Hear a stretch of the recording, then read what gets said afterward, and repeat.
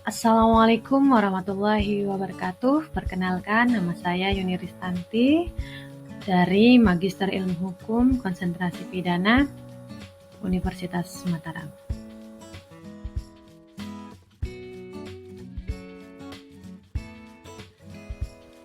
Adapun yang pertama yang menjadi alasan pengajuan rancangan undang-undang penghapusan kekerasan seksual ini, yang pertama, bahwa warga negara berhak atas rasa aman dan bebas dari kekerasan seksual. Kemudian yang kedua, kejahatan kekerasan seksual dianggap sebagai kejahatan martabat kemanusiaan dan hak asasi manusia. Yang ketiga, korban kekerasan seksual harus mendapat perlindungan dari negara. Kemudian yang keempat, kasus kekerasan seksual semakin meningkat dan berkembang, namun sistem hukum Indonesia belum secara sistematis dan menyeluruh mampu mencegah, melindungi, memulihkan dan memberdayakan korban, serta menumbuhkan pemahaman dan kesadaran masyarakat. Adapun definisi kekerasan seksual adalah perbuatan merendahkan, menghina, menyerang terhadap tubuh, hasrat seksual, dan/atau fungsi reproduksi secara paksa, bertentangan dengan kehendak seseorang, menyebabkan tidak mampu memberikan persetujuan dengan bebas karena ketimpangan relasi kuasa dan/atau relasi gender. Pembahasan selanjutnya mengenai lembaga atau proses beracara rancangan undang-undang PKS.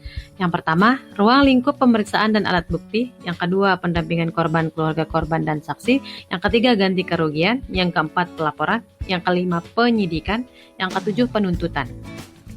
Yang pertama, ruang lingkup pemeriksaan yang terdiri dari penyidik, penuntut umum, hakim, dan para pihak yang terlibat dalam proses hukum. Mereka wajib melaksanakan pemenuhan hak korban, keluarga korban, dan saksi, kemudian memiliki pengetahuan dan keahlian tentang penanganan korban yang berperspektif hak asasi manusia dan gender. Kemudian mereka juga telah mengikuti pelatihan terkait penanganan perkara kekerasan seksual. Jika tidak ada, dilaksanakan oleh penyidik tindak pidana umum, penuntut umum, dan hakim lainnya. Kemudian penyidik, penuntut umum, dan hakim diutamakan berjenis kelamin sama dengan korban.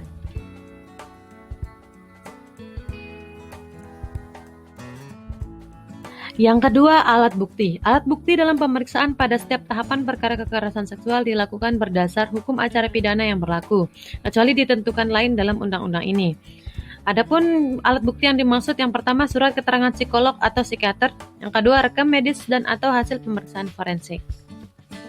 Yang ketiga, rekaman pemeriksaan dalam proses penyidikan. Yang keempat, informasi yang diucapkan, dikirim, diterima, atau disimpan secara elektronik dengan alat optik atau yang serupa dengan itu. Yang kelima, dokumen. Yang keenam, hasil pemeriksaan rekening bank.